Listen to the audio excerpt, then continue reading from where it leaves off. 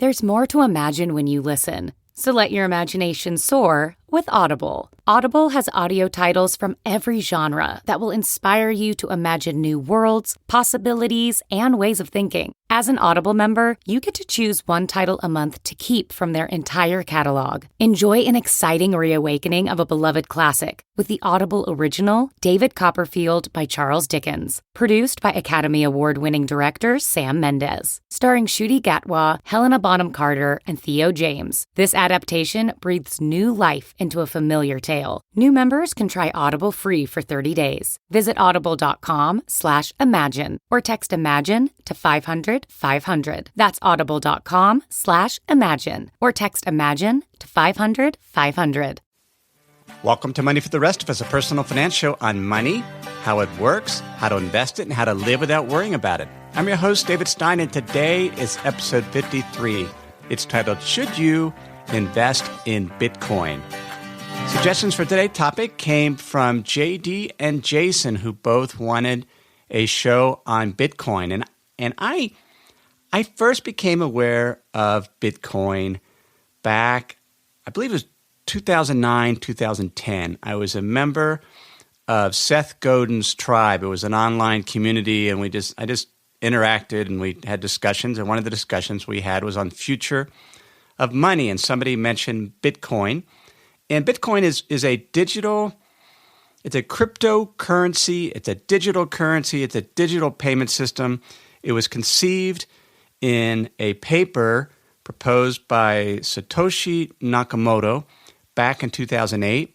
He began working on implementing the idea of the code, and the first Bitcoin block was mined, and I'll describe what mining blocks is in a few minutes, but in January 2009. So that's sort of where it got its start. And I wasn't real big, sort of this discussion on Bitcoin, and I just didn't really understand it. And then I had some acquaintances, some friends in 2012, summer 2012, that I have some friends that are sort of on the fringe. They're always trying to be the cutting edge, and they tend to be very, very early adopters. And they really got into Bitcoin. We had a series of Google Hangouts on Bitcoin, and so I started looking at it and looking at it in more detail, and was going to buy some Bitcoin and started the process and quickly realized that buying Bitcoin, at least in 2012, was not an easy thing. You couldn't take your credit card like you could today and buy some Bitcoin. You couldn't use PayPal. You actually had to either link your bank account, which I wasn't really comfortable with at the time, or you had to I was starting to establish an account at this something called Dwolla, which was sort of this other PayPal-like thing that had a relationship with an exchange called Mt. Gox, which at the time was one of the leading Bitcoin's exchange. And I'll talk about that a little more in a few minutes, but I started the process. At the time, Bitcoin was about $12 per Bitcoin, and my friends were really, really into it. And we'd have these calls, and then I tried to establish an account. I couldn't get it created to get my money into Mt. Gox to establish and buy some Bitcoin because I wanted to buy some. So I gave it up and forgot about it. And then sort of early 2013, I started getting some emails from these friends about how Bitcoin was just thriving. It was up to $40, and they were just giddy because they didn't have a whole lot of money. They sold services and products online and just were getting into technology and were a little wary about holding dollars. So most of their wealth, or not even wealth, just most of their assets were in Bitcoin. And then Bitcoin went to over $100 later in 2013 and even higher. And then I didn't hear anything from these friends because I thought, wow, look how much money they made now. And I'm kicking myself, and I thought, there's a bubble in Bitcoin. I need to participate. And I tried again to get my money into Mt. Gox, and they wanted me to send them a utility statement in order to verify my identity. And it was a real struggle. So I reached out to my friends and I said, well, how's it going with the Bitcoin? And they said it was gone.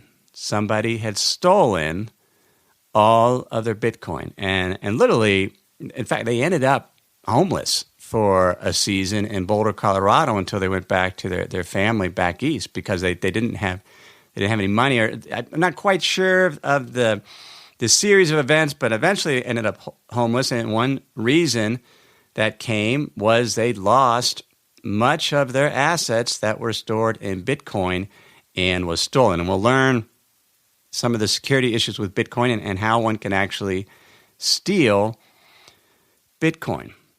And then it turns out that even though I never got my money into Mt. Gox, the exchange, their Bitcoin, this was an exchange where you could store Bitcoin, sort of a Bitcoin bank.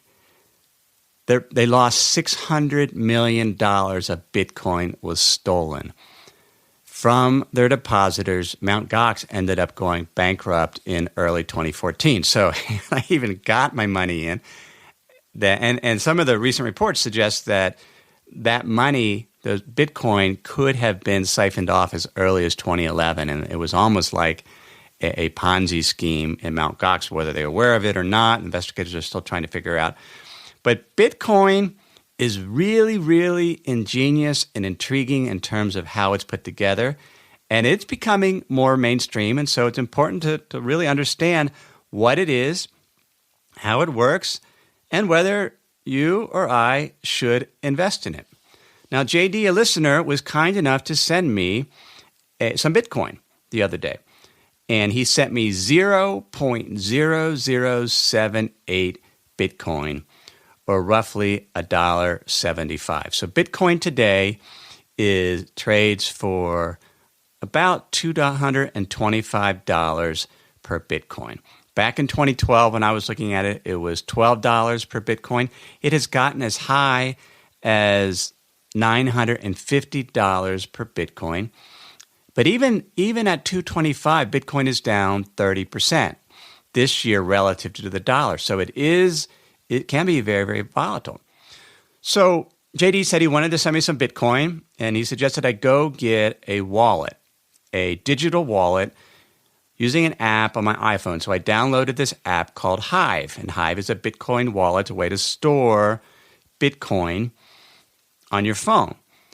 And what Hive did, it created two things for me: a public digital address to receive the Bitcoin, and then a private key that allows me to receive and spend Bitcoin. Now, you have public address, you have private key. Again, this is a cryptocurrency, and so it uses sort of the latest or encryption technology is what it uses. And a standard of encryption technology is a public key or a public address and a private key, and they have to match, and they're connected. So I had that, and so when JD sent me my 0.0078 Bitcoin, he signed a message using his private key with the amount of Bitcoin that he was sending to my public address, so it went from his public address to my public address, and it had the Bitcoin's transaction history. So what do I mean by transaction history? Well, Bitcoin, as you might be aware, is not a physical coin, but it's not even a static digital coin. What it is, it's just a digital record of previous transactions between various Bitcoin addresses that is stored in a digital universal ledger that's called the blockchain. So there's this big ledger in the sky, in the cloud, that's distributed, and all these miners have access to it, and it's called the blockchain. It basically is a history of all the transactions with every Bitcoin that has ever existed. And so, and it's public record. So it's very transparent and it's public. And so this 0.0078 Bitcoin has a history of going from one public address to another, to another, to another. And that's all included in this digital ledger. Now, why do we have to have this history? Well, again, with a digital coin, one of the biggest risks, other than it's stolen, is that it is double spent, right? If it's not physical, how do you protect against somebody sending off the same digital coin to multiple people and basically ripping them off? And one way you do that is each Bitcoin has its transaction history, and then when you spend or send that Bitcoin to someone else, to another public address, it has to be verified. The entities that verify transactions are called miners. And here's how it works.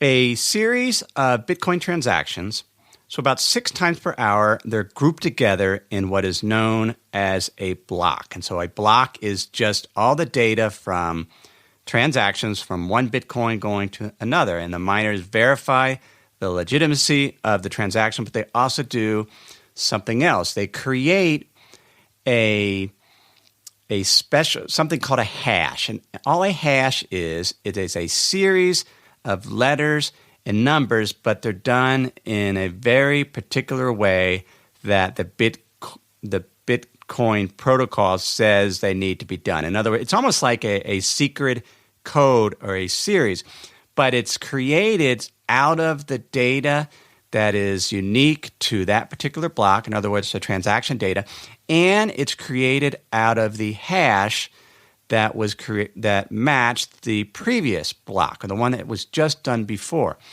So every block, which again is a group of transaction data, has to have a hash that accompanies it, essentially seals it off, makes it completely unique. That hash has to look a certain way, and it takes a huge amount of computing power to solve what that hash is. Essentially, it's a secret code that needs to go with the block. And so these computers all over the world are trying to solve for the hash, and once it's solved, everyone knows it's done. Now, why do they do this? Well, here's what's intriguing about Bitcoin. If you're the miner that solves for the hash that accompanies the block, then you get a reward. Right now, it's 25 Bitcoins. And so you earn a fee for, one, verifying the data, which is the primary reason to do this, to make sure nothing is being double spent. And then you solve for the hash. You have a hash that goes with the block. It's entirely unique. And then the block is added to the digital ledger, the blockchain. And that's what it is. A blockchain is a series of blocks. And this blockchain and blocks, along with these hash, is the entire history of Bitcoin over time. And so this is somewhat of a complicated way, but this is how new Bitcoin is created. Think about how money is created with traditional currency. How does the money supply increase? The money supply increases primarily from banks lending. As banks lend, that creates new money that flows into the system. But there can be an unlimited amount of money, and that's what creates inflation, as we talked about in a couple episodes. With Bitcoin, there is a specific amount of Bitcoin that will be created. So 6 times an hour, these blocks are solved. And the difficulty of solving the hash, of finding the exact secret code that goes with the block, fluctuates over time. And it fluctuates based on how many computers are out there, how many miners are existing. Because ultimately, all these codes can be solved, and they know how long it will take to be solved, because it's sort of generating random numbers and you're trying to solve it. But it takes a huge amount of computing power to do it. So the difficulty to solve the code fluctuates based on how many miners are there, how many computers are focusing on it.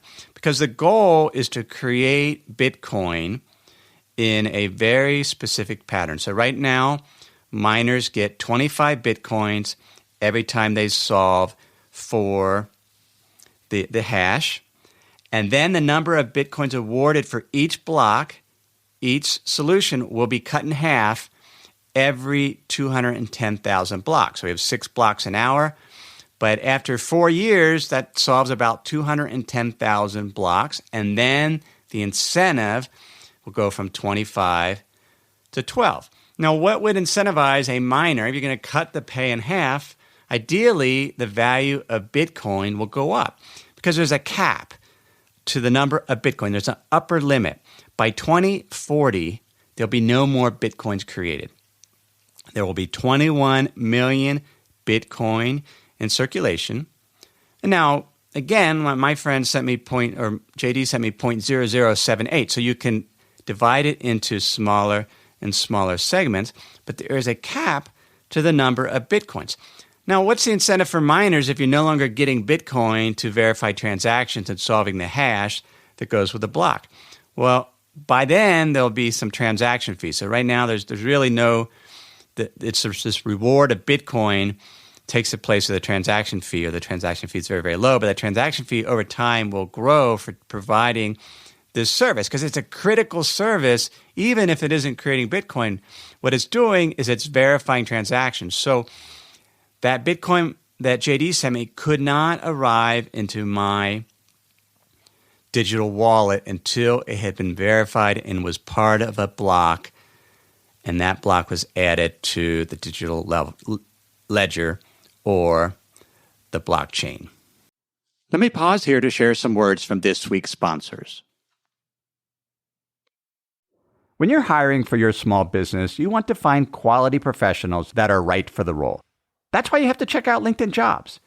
LinkedIn Jobs has the tools to help you find the right professionals for your team faster and for free. In my profession, I've seen how critical it is to have the right candidate, both to interview and ultimately to hire. And that's where LinkedIn can help. LinkedIn isn't just a job board. LinkedIn helps you hire professionals you can't find anywhere else, even those who aren't actively searching for a new job, but might be open to the perfect role. In a given month, over 70% of LinkedIn users don't visit other leading job sites. So if you're not looking on LinkedIn, you're looking in the wrong place. On LinkedIn, 86% of small businesses get a qualified candidate within 24 hours.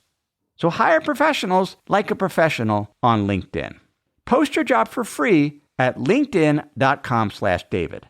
That's linkedin.com/David to post your job for free. Terms and conditions apply. Ever wonder how much of your personal data is out there on the internet for anyone to see? More than you think.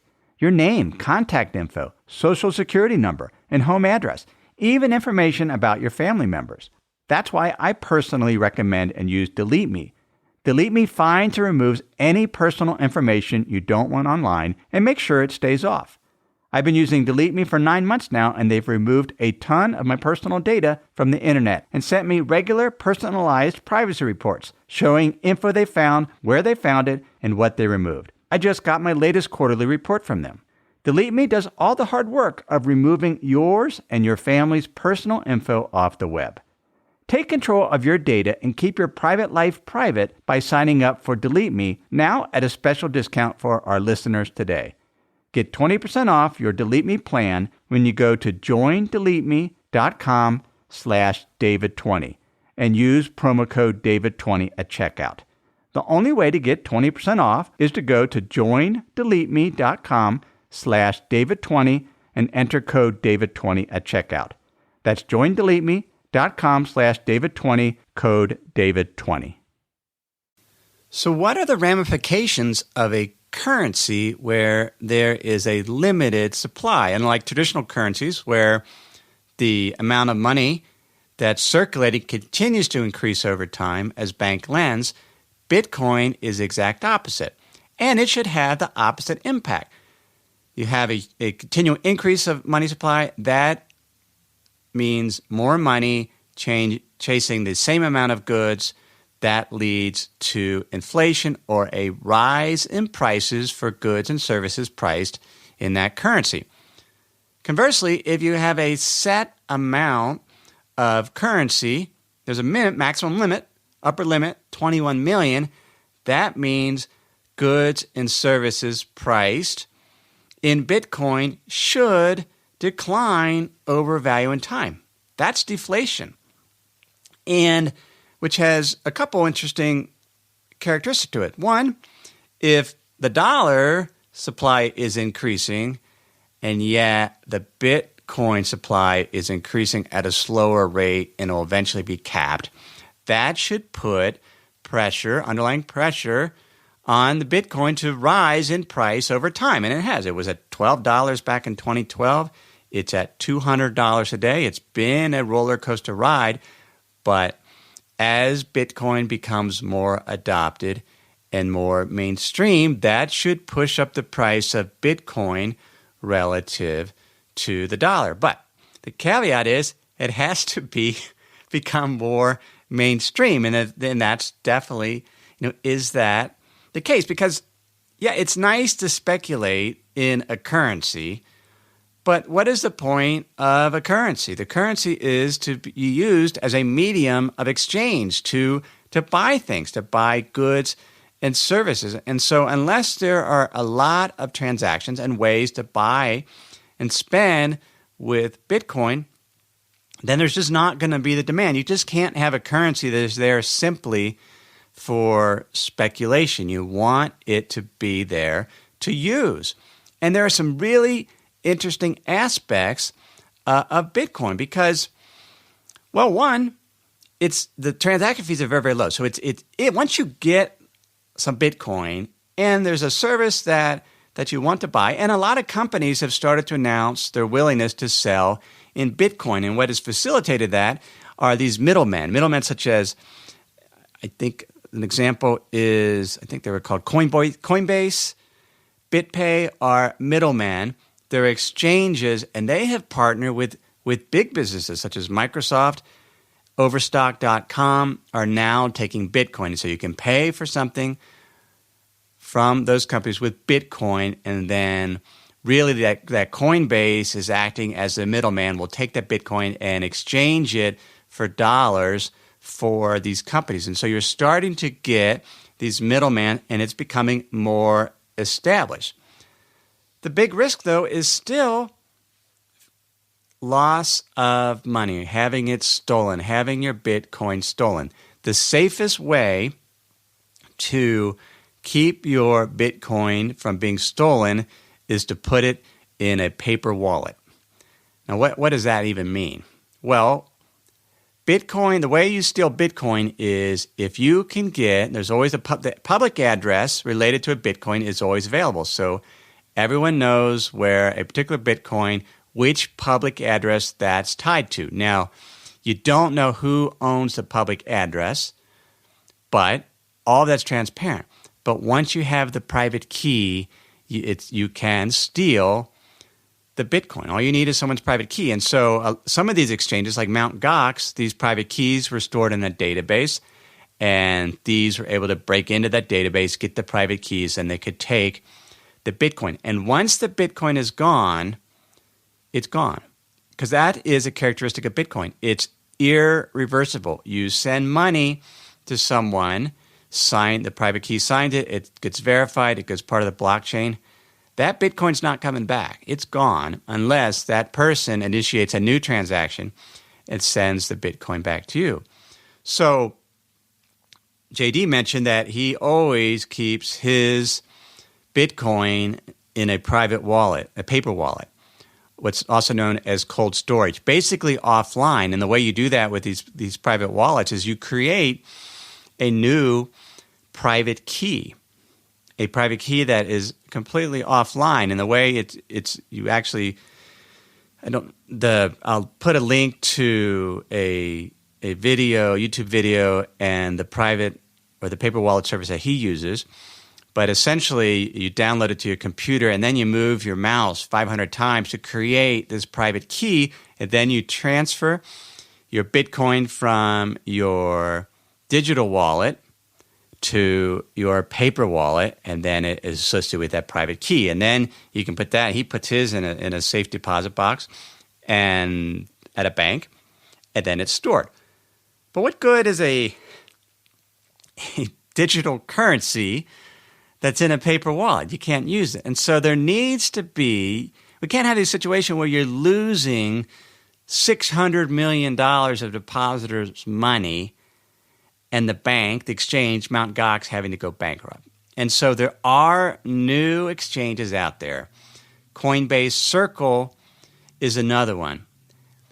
The way that you actually can get Bitcoin into account is you can link your bank account to an exchange such as Coinbase and Circle. And Circle actually offers insurance. If your Bitcoin is stolen or lost, and if it's held at exchange, so in that case it's held at Circle, they will refund your money. So they've gone out to big insurance companies to protect it. That's what banks do, right? Banks are losing money all the time. You just never hear about it.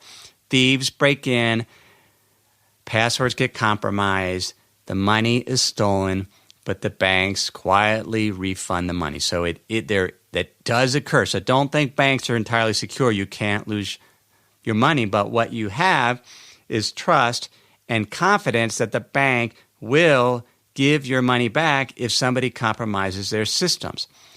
Bitcoin is the same thing is happening. The exchanges that are coming as it becomes more mainstream are guaranteed that if the money is lost, they will replace it. Now, that's what they say, and hopefully that's what will happen. And that's what, when it comes to currency, trust is key.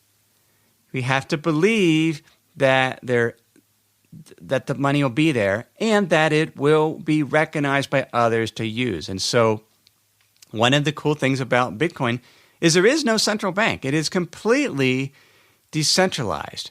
And that makes some governments nervous in the sense that they're used to having a central bank or treasury sponsoring a currency. And we've talked about in earlier episodes what causes people or essentially forces people to use a currency in a given country is their need to have to pay taxes with it. They have a debt that has to be fulfilled with that currency, and because they have to pay their debt with the currency, then other companies will pay their employees with the currency because it's just easier, so you're not having to exchange it. So there's this demand. You don't have that with Bitcoin because there is no paying taxes with Bitcoin. But Bitcoin has this global network. It is completely decentralized. It's completely transparent. So all transactions are publicly available. They're all verified. And so you have protection that Bitcoin isn't being double spent. Has the advantage of it's anonymous. Nobody knows. They can see the public key, but they can't see who is tied to the public key. It's non-repudiable, which means once the money is gone, as I've mentioned, it's gone, and the transaction fees are very, very low. And it's fast, within reason, right? It might take 10 minutes for the money to arrive in account, so it can be verified, but that's the same way with the traditional banking system. Yesterday, I sent a bank wire. I initiated the wire in the morning, and I got a call in the afternoon from my bank verifying the wire, and only then, after it was verified, was it released. Because they didn't want me sending out wires to multiple people. They want to make sure the account was right. Bitcoin's the same way. Every transaction is verified, but what's unique about it, it's verified, decentralized by miners, computer networks all over the world, and their incentive for doing so is they get new Bitcoin, which then goes into circulation. And so that is the mechanism for creating Bitcoin. I don't know.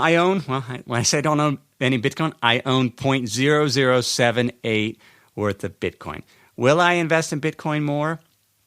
I'm not sure. I'm going to continue to monitor to see if there's an adoption by mainstream. If it becomes easier and easier to store Bitcoin safely and buy things with Bitcoin safely in a secure fashion, it'll continue to catch on. I like the idea that there's a set amount of Bitcoin available, but there's some downsides to that. And one of the downsides is deflation, as we've talked about, is really bad if you have debt. So if the value if prices of goods and services are dropping in a currency, or if there's deflation with the currency, that means the value of debts are rising. And so you don't want to borrow money in Bitcoin because that to get the Bitcoin to pay off the debt is always going to get more and more expensive when priced in dollars. And so I don't think you'll see big debt markets in this currency, which means that it's not going to be like the dollar. But we can have a digital currency that's entirely unique. But there's also competition. There's other currencies coming out. And so Bitcoin certainly has a big lead. And so we'll see how it's adopted, the continued adoption by users, whether more businesses accept it. And if they do, then Bitcoin would actually be a great investment because the algorithm, the Bitcoin protocol caps the number. The value will continue to go up over time. That's episode 53. Should you invest in Bitcoin? You can get show notes for this episode at moneyfortherestofus.net. That's also where you can sign up for my Insider's Guide, and I'll email those show notes to you weekly. In that Insider's Guide, I'm answering listener questions and providing other valuable content. That's at moneyfortherestofus.net. Last week, I made a change in my stock portfolio. I reduced my exposure to China. My exposure to China stocks had done very, very well, and my holdings were up 20 to 25%. And I took profits, and I described the rationale and the specific reasons on the Money for the Rest of Us hub. So members were able to see and then decide in terms of mainly to learn, right, here is a decision, portfolio decision, and why it was made in terms of how the Chinese stock market was well overbought, as overbought as it had been since 2007 and some of the other things going on in China that led to the decision. Not that I know China stocks are going to plummet or they're going to soar, but how I was making decisions just based on risk management, looking at the criteria I look at, such as market internals, investment conditions, and valuations. If you would like more information to help you manage your own portfolio risk, you can do that at the Money for the Rest of Us hub. You can get information at moneyfortherestofushub.com. Everything I've shared with you in this episode is for general education only. I've not considered your specific risk profile.